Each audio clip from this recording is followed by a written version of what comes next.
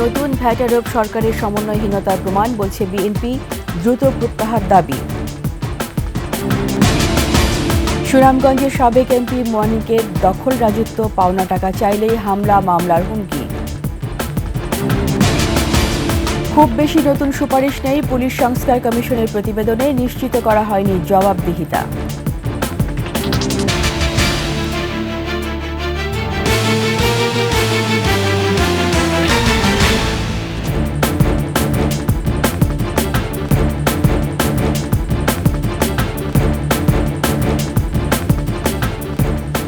শুনছিলেন সংবাদ শিরোনাম। আমন্ত্রণ ২১ দুপুরের সংবাদের সাথে আছি আমি রীতা চৌধুরী। দর্শক, ২১ টেলিভিশনের সংবাদ একই সাথে সরাসরি দেখতে পাবেন আমাদের ফেসবুক পেজ www.facebook.com/2124, অনলাইনে সাবস্ক্রাইব করতে পারেন www.youtube.com/@21atv চ্যানেলে।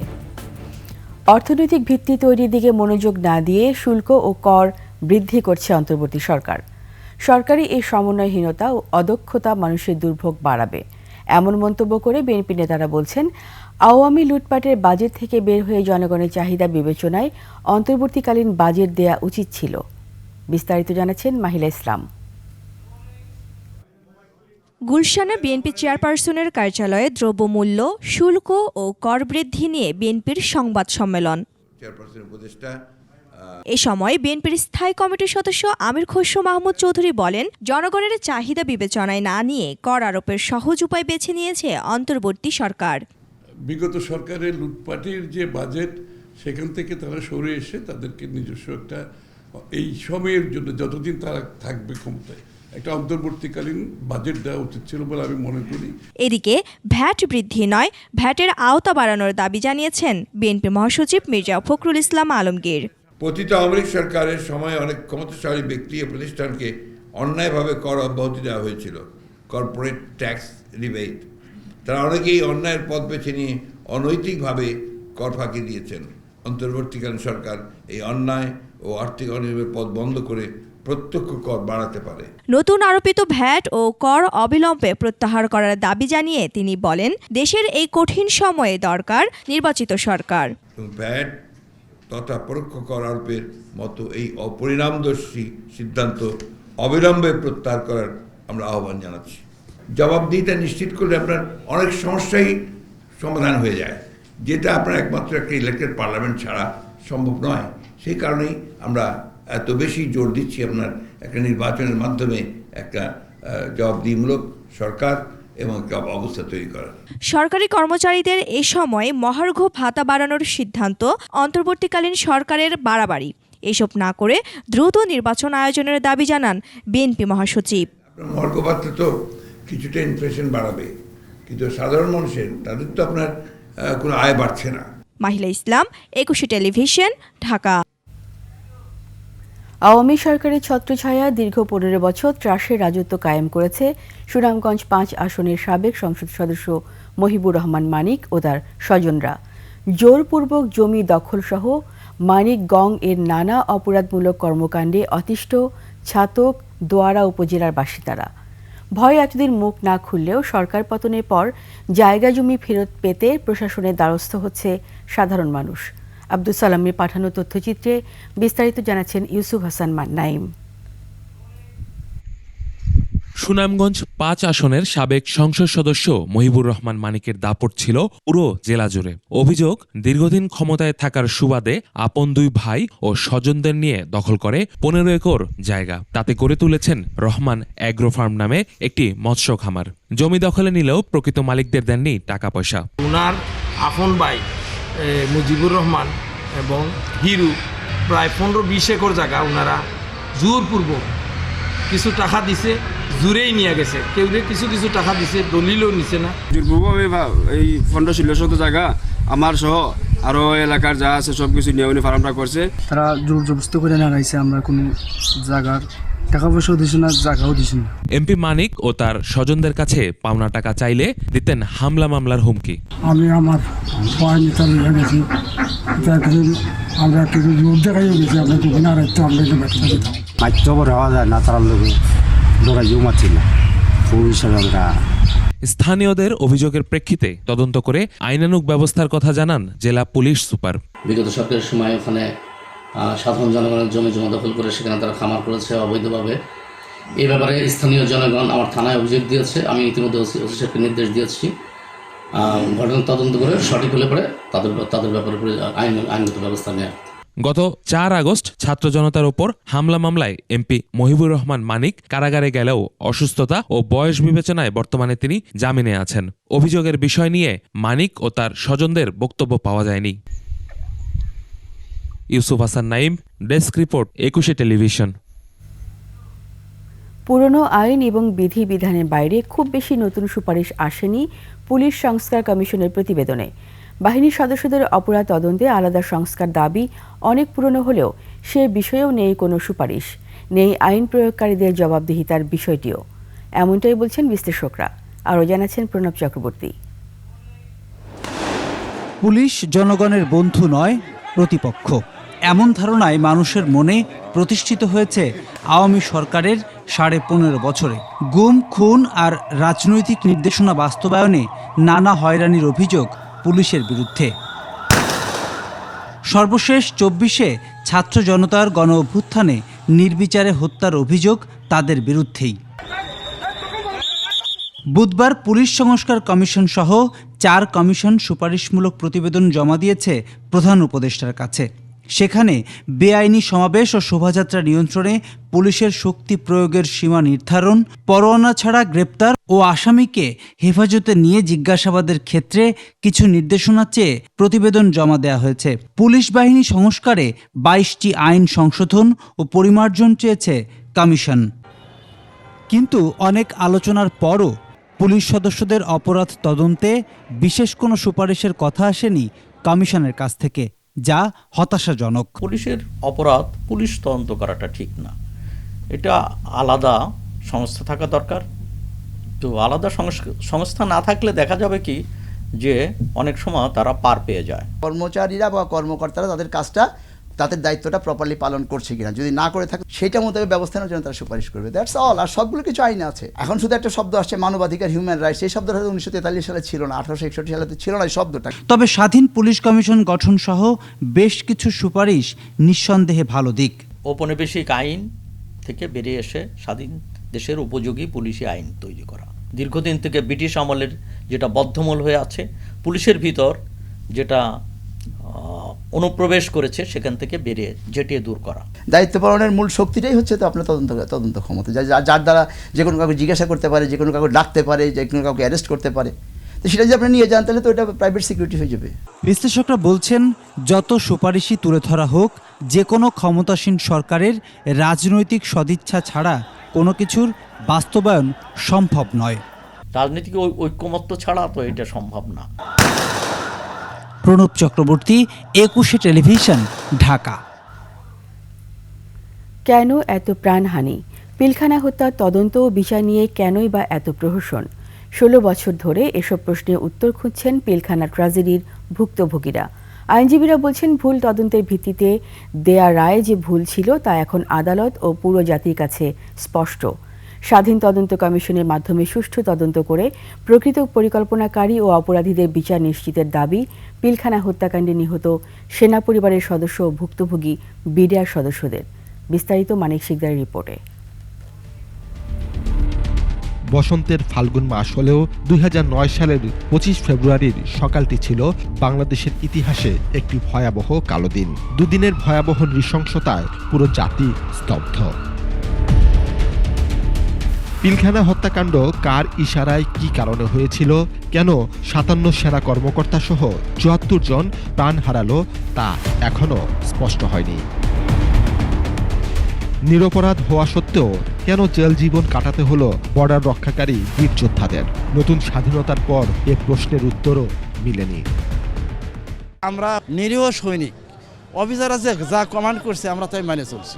মুখোশ পরিহিত অবস্থা সবাই, তারা আমাদেরকে বল প্রয়োগ করছে এবং মুখ খারাপ করে কথা বলছে। আমি কোর্টে জিজ্ঞাসা করছিলাম, স্যার আমার কি অপরাধ আমাকে জেল দিচ্ছেন? কোচে তুমি পিলখানা হাজির ছিলা? আমি স্যার হাজির ছিলাম, আমার চাকরি সরকার আদেশ দিয়েছে সেই জন্য আমি চাকরিতে আসছি, তা আমার তো হাজির থাকাই লাগবে পিলখানায়। আওয়ামী লীগ সরকার পতনের পর পিলখানা হত্যাকাণ্ডের শিকার সেনা সদস্য ও পরিবারের আশা জাগে এবার হবে সঠিক বিচার।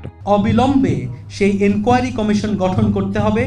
এতে আমরা মনে করি যে পর্দার আড়ালে রয়ে যাওয়া ষড়যন্ত্রকারীদের নাম বেরিয়ে আসবে। হাসিনা সরকারের পতনের 5 মাস পরও পিলখানা হত্যাকাণ্ড নিয়ে চলছে টালবাহানা। যে মারল সেই যদি তদন্ত করে তাহলে সেই তদন্ত কি গ্রহণযোগ্যতা আছে? সেখানে উদুর পিন্দি ভুদুর গাড়ে চাপিয়ে অনেক নিরীহ লোককে পর্যন্ত তারা ফাঁসিয়েছে। আইনজীবীরা বলছেন, আওয়ামী লীগ আমলে গঠিত তদন্ত কমিটির দেয়া তথ্য উপাত্তের ভিত্তিতে যে রায় দেয়া হয়েছিল তা ভুল ছিল। ওই ভুলের ভিত্তিতে যারা ভেতরে আছেন, আইনের এটা হচ্ছে স্বাভাবিক প্রত্যাশা যে তারা আগে ছাড়া পাবে। পিলখানা হত্যা মামলার জন্য আলিয়া মাদ্রাসাকে ব্যবহার করা নিয়েও অসন্তোষ বিভিন্ন মহলে। গণ অভ্যুত্থানের পর 9 জানুয়ারি এই অস্থায়ী আদালত আগুনে পুড়ে যায়। এই আগুনের ব্যাপারে সবগুলো মিডিয়ায় খবর দিল কারা? গোয়েন্দা সংস্থা বা সরকারের বিভিন্ন মিডিয়াগুলো। তার মানে সরকারের কাছে রাতের এই ধ্বংসযজ্ঞের ব্যাপারে পরিপূর্ণ খবর ছিল। সকালে তারা বিজ্ঞ আদালতকে সহ প্রসিকিউশনকে ওখানে পাঠালেন এই ধ্বংসস্তূপের দাঁড়িয়ে বিচার করার জন্য। এই বিডিআর সদস্যদের সাথে জনগণের সাথে এর চেয়ে বড় তামাশা, এর চেয়ে বড় বিদ্রুপ আর কিছু হতে পারে না। আওয়ামী লীগ আমলের মতো এই সরকারও পিলখানা হত্যা মামলা নিয়ে নানা ষড়যন্ত্র করছে বলেও অভিযোগ এই আইনজীবীর। আমি আমার শ্রদ্ধেয় টিচার আসিফ নজরুল স্যার সহ এইটার সাথে আইন মন্ত্রণালয়ের সাথে জড়িত তাদেরকে আবার একটু তাদের আগের বক্তব্যগুলো বিডিআরের পক্ষে তাদের যে বক্তব্যগুলো সেই অবস্থানটাকে স্মরণ করিয়ে দিয়ে বলবো, আপনারা এই ষড়যন্ত্রকারী যে কুশীলবরা এখনও ধরাছোঁয়ার বাইরে এবং আপনাদেরকে নিয়ন্ত্রণ করার চেষ্টা করছেন। ষড়যন্ত্রের নতুন জাল নাকি সুষ্ঠু বিচার, তার কিছুটা স্পষ্ট হতে পারে পরবর্তী শুনানিতে। 19 জানুয়ারি শুনানির দিকে পুরো জাতি তাকিয়ে আছে বলেও জানান এই আইনজীবী। একটি স্বাধীনভাবে আপনি ট্রায়াল করেন। মানিক শিকদার, 21 টেলিভিশন, ঢাকা। নিচ্ছি সংবাদ বিরতি। যখন ফিরব তখন অন্যান্য খবরের সঙ্গে আরও থাকবে। ফাইন্যান্সিয়াল ইন্টেলিজেন্স ইউনিটের সাবেক প্রধান মাসুদ বিশ্বাস গ্রেপ্তার।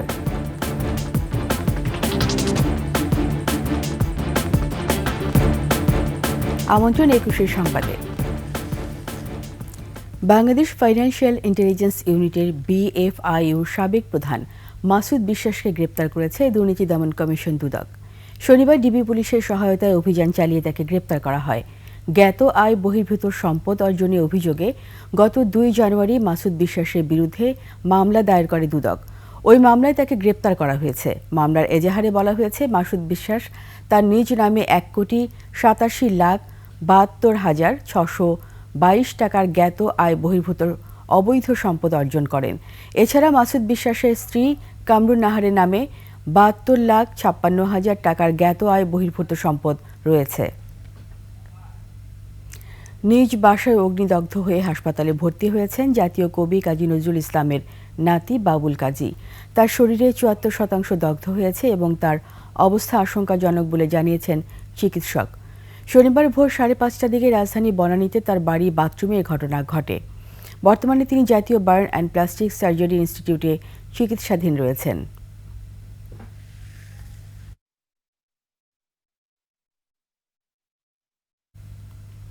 নিচ্ছে আরও একটি সংবাদ বিরতি। যখন ফিরব তখন থাকবে।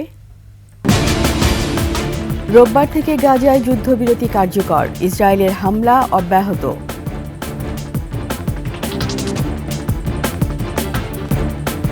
আবার আমন্ত্রণ 21 সংবাদে। জুলাই ঘোষণাপত্র নিয়ে অভিমত জানাতে পারবেন সাধারণ নাগরিকরা। প্রধান উপদেষ্টা প্রেস উইং এক সংবাদ বিজ্ঞপ্তিতে একথা জানায়। বিজ্ঞপ্তিতে বলা হয়, জুলাই ঘোষণাপত্র নিয়ে বৃহস্পতিবার সর্বদলীয় সংলাপের পরবর্তী কর্মপন্থা হিসাবে গণ অভ্যুত্থানে অংশ নেওয়া রাজনৈতিক দলসহ সকল অংশীজন থেকে অভিমত নেওয়া হচ্ছে।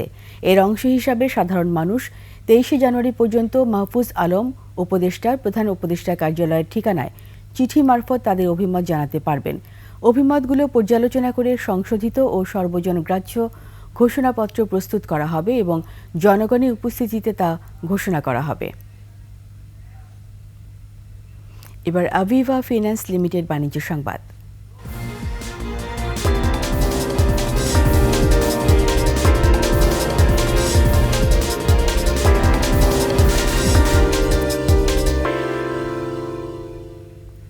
মুড়ি কাটা পেঁয়াজের দাম কমে যাওয়ায় লোকসানের মুখে পাবনার চাষিরা।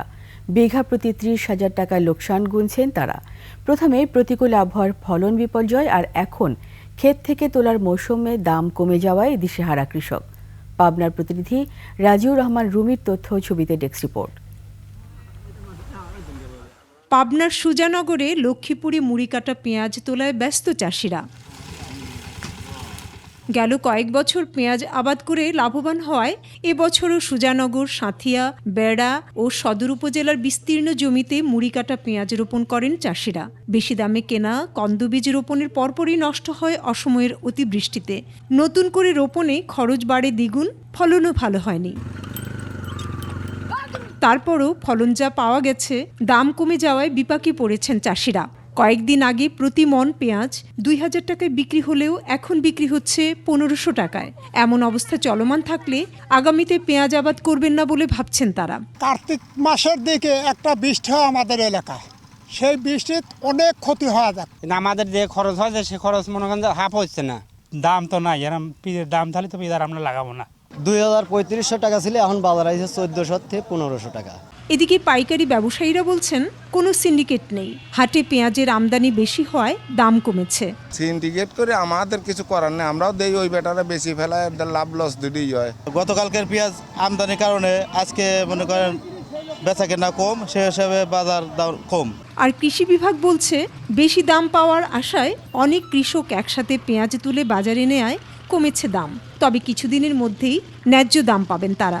যেহেতু বাজারের সরবরাহটা বৃদ্ধি পেয়েছে, এই জন্য দামটা কিছুটা কমে গেছে। তো আমরা আশা করছি এই পেঁয়াজের বাজার দরটা অল্প সময়ের মধ্যে হয়তো কৃষকরা তাদের ন্যায্য মূল্যটা পাবে। চলতি মৌসুমে পাবনা জেলায় মুড়ি কাটা পেঁয়াজ আবাদ হয়েছে ৮,৫৮০ হেক্টর জমিতে। উৎপাদন লক্ষ্যমাত্রা ধরা হয়েছে ১,২০,০০০ metric ton. Banashree Dolly, desk report, ২১শে টেলিভিশন।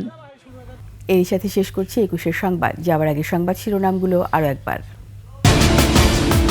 নতুন ভ্যাট আরোপ সরকারের সমন্বয়হীনতার প্রমাণ, বলছে বিএনপি, দ্রুত প্রত্যাহার দাবি।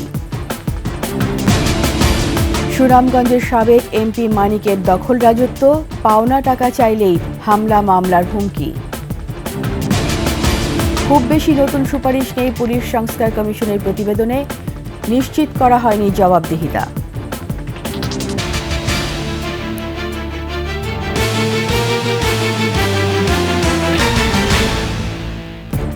সবশেষ সংবাদ জানতে ডায়াল করুন 2024 নম্বরে, আর ভিজিট করুন 21-tv.com ওয়েবসাইটে।